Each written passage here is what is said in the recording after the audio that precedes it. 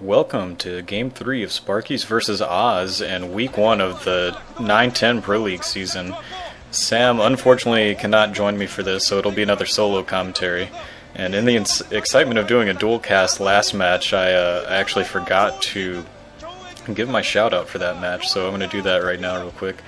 I just wanted to direct you guys to TeamLiquid.net, which is probably the largest source of information on competitive StarCraft. The website has tons of great features and a really great community.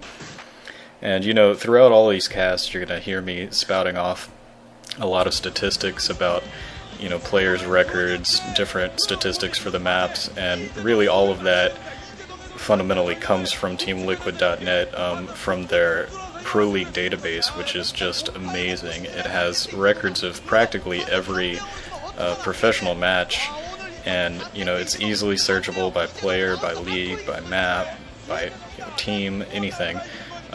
So it's just got a ton of information, great statistics for you to check out.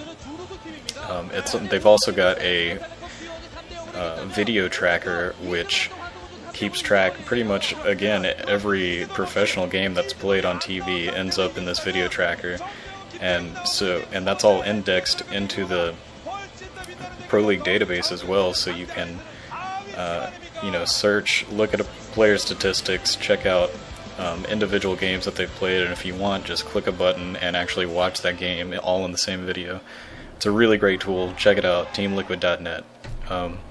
Right now we're going to see a Zerg versus Zerg, but unfortunately not Yarnk versus Jaedong, which is actually scheduled for the 4th set if we make it to that. Right now Sparky's in a 2-0 hole to Oz.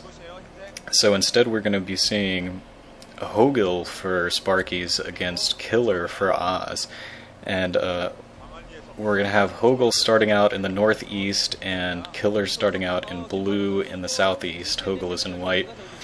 And I've mentioned a couple of times that Sparky's been fielding a lot of new players last season, and Hogel is one of those. You know, Harangi was also one of those new players, and he was decidedly a success for the Sparky's team. Hogel, on the other hand, I think the jury's still out on him. He's had some moments where he's played pretty well, but a couple of moments where he's just done some completely wacko non-builds and just looked completely terrible. I think overall last season he was about a 42% win rate, only 25% I think in ZVZ, so not particularly great. This could be a little bit of trouble for Sparky's right now.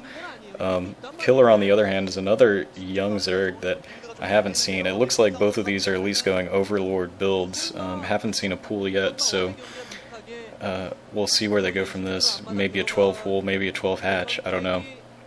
This map, by the way, is Tornado, which is, again, another one of these new Pro League maps, and we finally do see a spawning pool for Hogel. I think that was a 12 pool, so he should be in pretty good shape to defend against just about anything coming from Killer. Like I was saying, Killer, another young Zerg for the Oz team, and he also hasn't had very many games, but he's about 47% overall. But to his credit, he does look like he is about 56% in Zerg versus Zerg, which is pretty impressive, really, because Zerg versus Zerg is just such a chaotic match. Jaedong, the only one that can be very consistent in that matchup.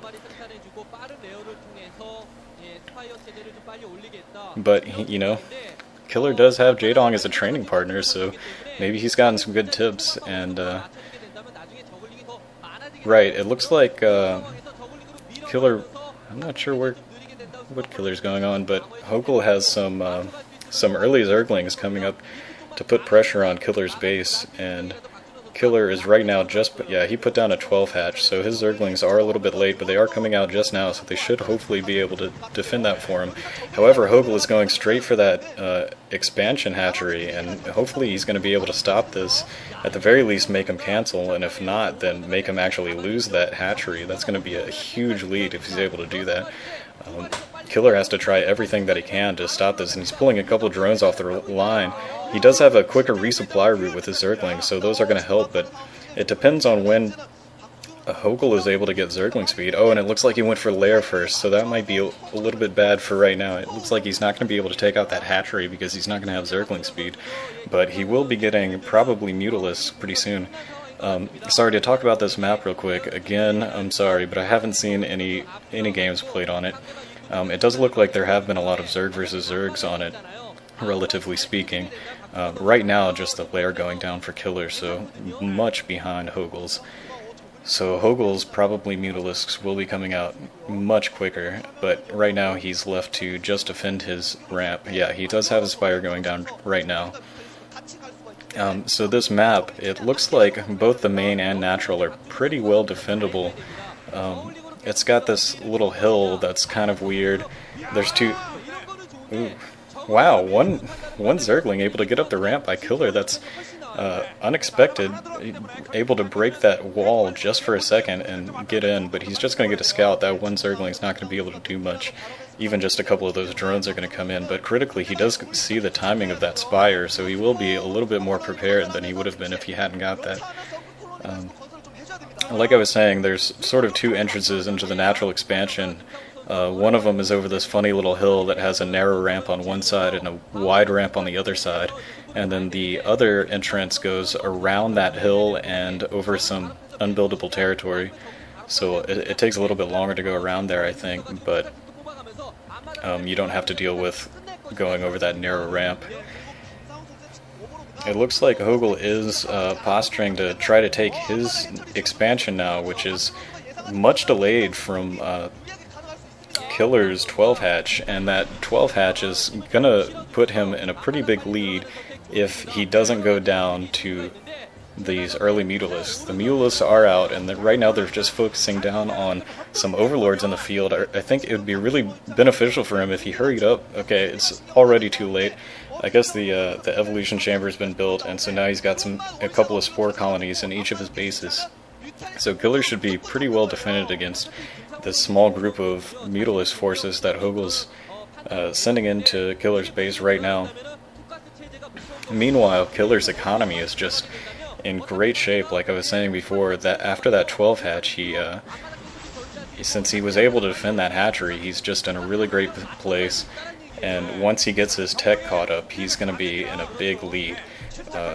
Hogel really, right now, just needs to do a lot of damage with these Mutalisks, maybe with some supplementary Zergling forces.